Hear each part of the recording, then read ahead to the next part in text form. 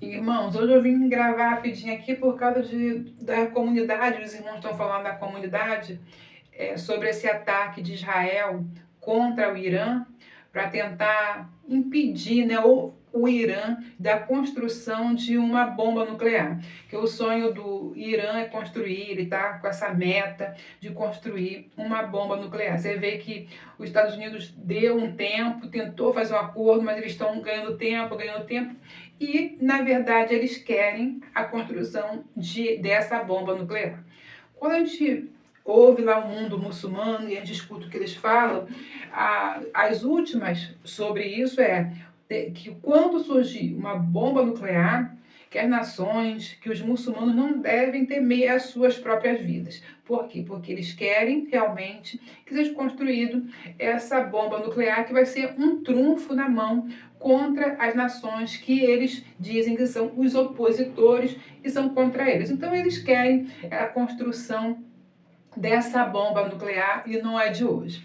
E aí Israel vai e tenta impedir nessa destruição que houve, só que eles vão tentar retalhar Israel e tentaram, jogaram 100 drones, muitos desses drones conseguiram ser eliminados antes de cair no solo de Israel. A nação de Israel agora está abrigada e vão ficar por muito tempo, já foram avisados, vão ter que ficar ali para que consigam manter suas vidas. E o Irã, ele já levantou a sua bandeira vermelha sobre a mesquita como símbolo de revolta, porque quando se levanta a bandeira vermelha quer dizer que eles vão revidar o que aconteceu. Porque na verdade eles perderam essa madrugada homens raríssimos para eles, aqueles cientistas que estavam ali à frente. Então eles foram eliminados, vamos dizer assim, para a gente usar palavras para a gente não perder o vídeo. Então foram eliminados. Então o que a gente está vendo agora? Esse confronto, o mundo está acompanhando, o que vai acontecer nós não sabemos, só que nós estamos cientes que haverá um confronto mundial muito grande. Tudo está sendo preparado para esse confronto mundial. Quando a gente olha lá, o líder da Argentina falou: não, Jerusalém é a capital, dando força, acompanhando. Irmãos, aquilo quer dizer muito mais. Ele está ali dizendo: eu estou apoiando que a capital, a Jerusalém, pertence a Israel. Quando nós olhamos hoje, brasileiros, o nosso governo dizendo: não, ali Jerusalém pertence aos palestinos, na verdade o que nós estamos vendo são grupos que estão começando a tomar partidos. E esses partidos, irmãos, eles vão entrar no final em confronto. Então, tudo que nós estamos vendo é uma escalada crescente. E essa escalada crescente, ela precisa acontecer. Os povos, irmãos, eles vão derramar muito líquido vermelho que corre na veia, no chão. Nós vamos ver muito isso. Por quê? Porque nós vamos ver as nações, os povos, como diz a palavra, 1/3 das pessoas serão levadas. Como diz aqui a palavra lá no selo, 1/4 de pessoas serão levadas. Então, tudo que nós estamos vendo está nas Escrituras. Lá no livro de Mateus, quando Jesus fala dos princípios das dores, a primeira coisa que ele fala, ele diz: que ninguém vos engane. Depois ele começa naquela palavra, que ninguém vos engane. Depois ele diz: é mesmo que tudo isso aconteça, mas não é o fim. Depois ele vai ver, é guerra, rumores de guerra. Aí o Senhor fala: nação contra nação, reino contra reino. Então o Senhor está falando que a paz está sendo tirada da terra. Então, quando nós começamos a ver esses confrontos, nós estamos vendo que a paz está sendo tirada da terra. E na palavra, lá em Apocalipse, quando a gente vê os cavalos se levantando, nós vamos ver que o vermelho, ele tira a paz da terra, mas ele só vem depois do cavalo branco.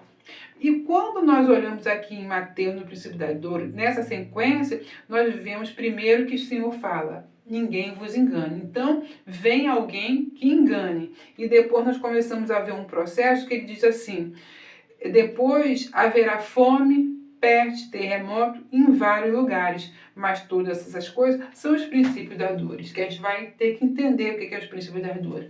Então, quando a gente vê que o Senhor está falando do princípio das dores, depois a gente vê os selos sendo abertos, nós vamos ver que a sequência de Mateus, dos princípios das dores, é a mesma sequência de Apocalipse 6, quando os selos estão sendo abertos.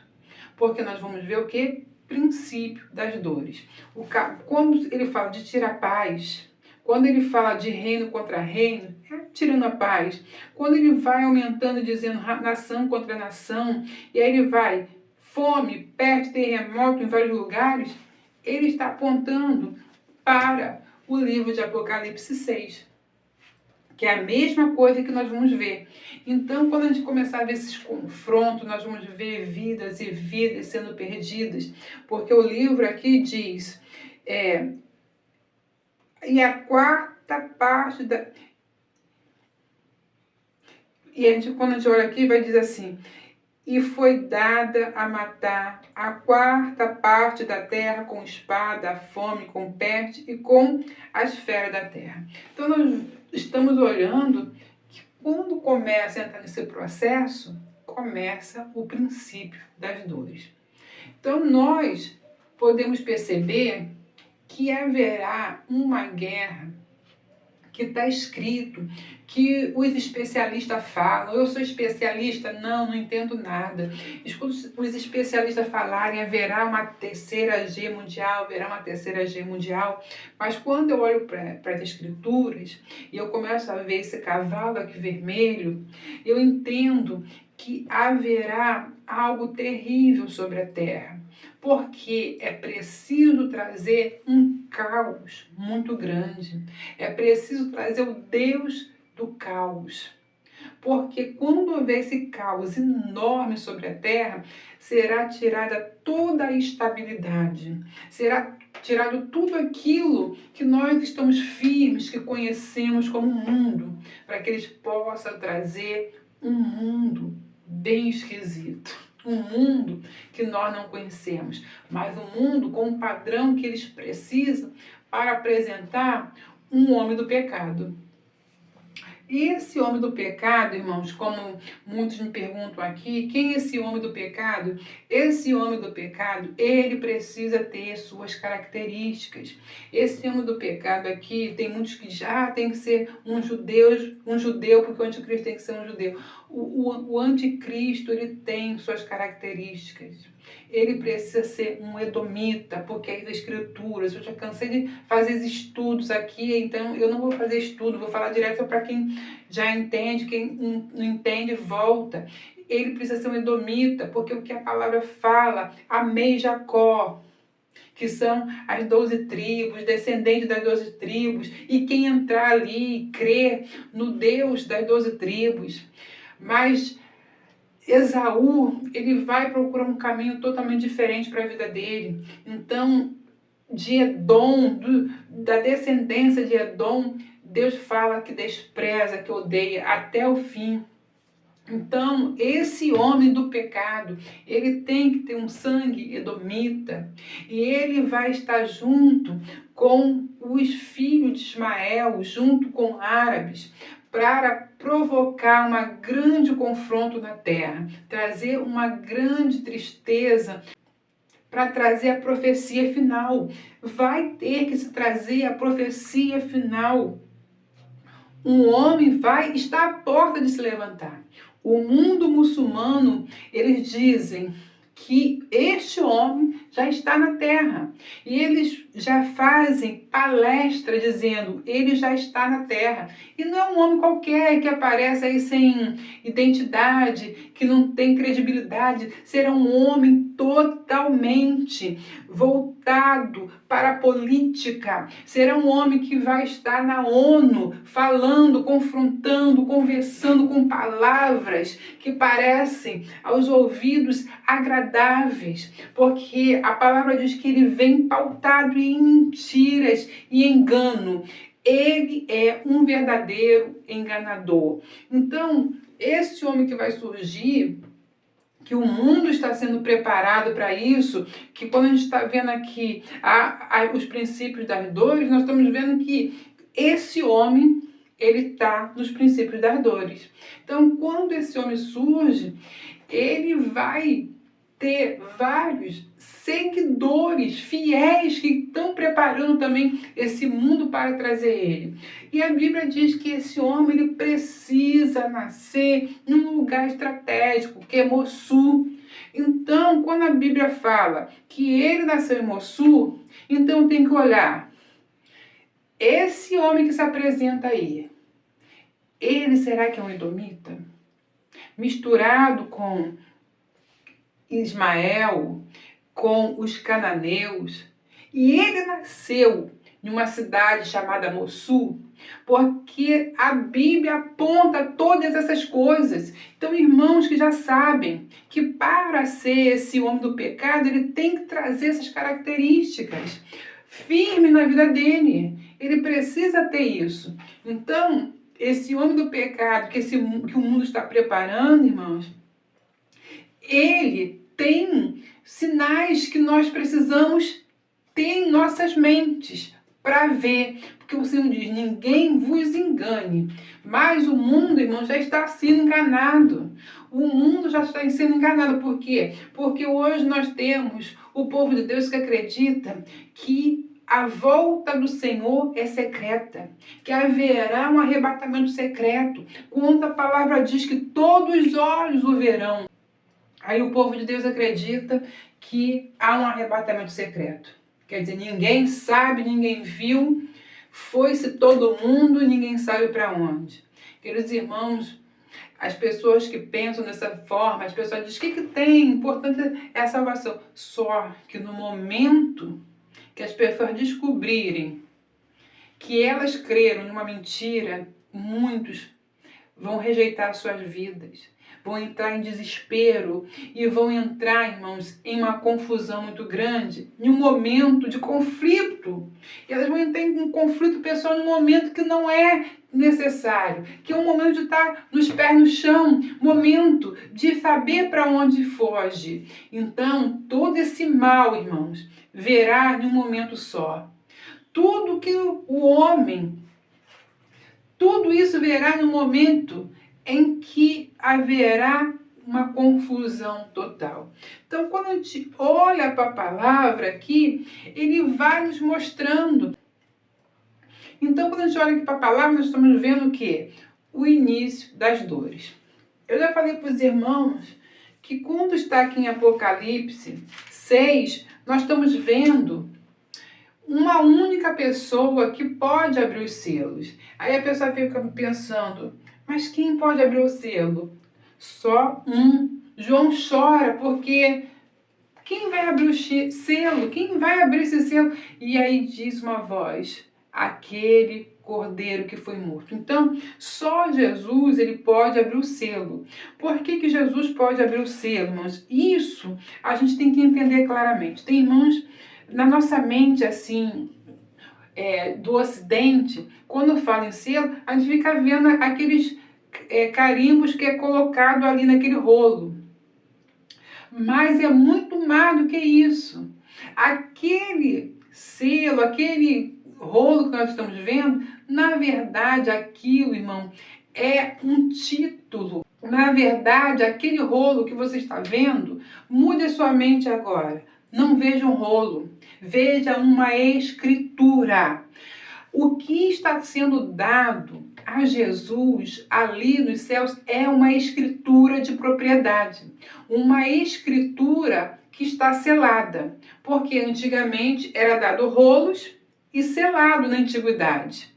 E era uma propriedade. Depois eu vou mostrar isso dentro desta escritura. Era um rolo com propriedade. Era selado, com 7 selos, para ter certeza que não foi aberto. Porque se um quebrasse, ainda tinha o outro. Então, o que Jesus está recebendo é o título de propriedade, dono da terra. Porque isso não foi dado a Adão. Adão recebeu a posse. Ele tinha que cuidar, ele era um jardineiro, ó, cuide, tome conta. Mas a Jesus foi dado o título, ó, tá aqui. Está aqui, ó, você é o dono. Está aqui, ó, o seu nome, está aqui o título de propriedade. Então, quando ele recebe o título de propriedade, o que ele faz? Ele começa a quebrar o selo. Porque diante de testemunha e diante de um auditório que está ali vendo ele abrindo os selos, ele está dizendo: a terra está voltando para mim. Então, cada selo que ele abre, até desenrolar todo o rolo e ele ter a carta aberta nas mãos, ele está quebrando o selo. E esse processo que ele quebra o selo, cada um selo que ele abre, significa que ele está liberando um cavalo. E cada cavalo que ele está liberando, ele está mostrando uma conquista, que a terra está voltando para o seu verdadeiro dono. Porque a terra hoje não é do Senhor Jesus. Tem gente que fala, a pessoa passou ali, morreu.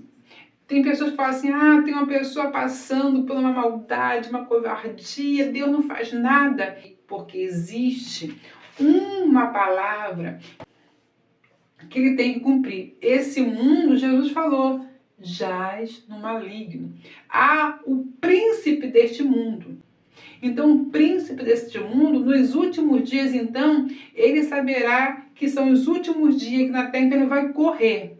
Por quê? Porque ele está vendo que está sendo abertos os selos e a terra está voltando para o verdadeiro dono. Então, essa abertura dos selos está mostrando que o Senhor está agora com as escrituras na mão, dizendo, eu sou o dono aqui, eu venci. Então, Satanás, ele vai ver o dono tomando posse. Então, essa quebra aqui é o retorno do Senhor à terra. Depois eu vou ver se eu faço um vídeo só sobre isso. Então, nós estamos nos princípios das dores. Então, eu vou fazer um estudo depois só com os princípios das dores, para que você saiba por quê que há o princípio das dores.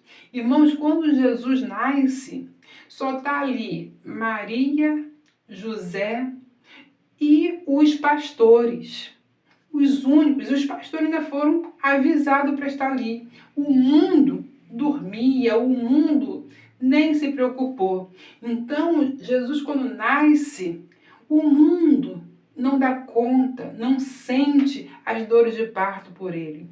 Mas agora, na sua segunda vinda, o Senhor só vem quando o mundo estiver com dores de parto, para que ele nasça. Então, as dores de parto é porque nós teremos esse...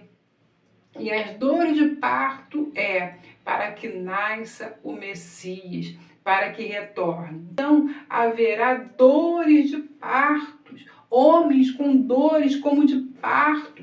Paulo fala, eu vou sentir dores de parto de novo por vocês. Então, nós, irmãos, vamos entrar nas dores de partos, porque nós vamos ter que gerar. Nós vamos ter que gerar nesses últimos dias. Você vai ter que gerar. Então agora, irmão, o filho não vai nascer sem dores. Agora o filho vem com dores de parto. E aí nós vamos ter um povo que vai estar com dores de parto para o nascimento desse último momento. Então aí sim o Messias virá diante das dores de parto. Então o que nós estamos vendo ali acontecendo no mundo são o início das dores. Nós estamos vivendo guerra e rumores de guerra. Mas essas guerras que nós estamos vivendo, irmãos, vai trazer algo. Mas essa guerra final vai trazer, irmãos, um mundo capaz de receber o homem do pecado. Espero que você tenha entendido. Fico com essa palavra. Até o próximo vídeo, se Deus quiser.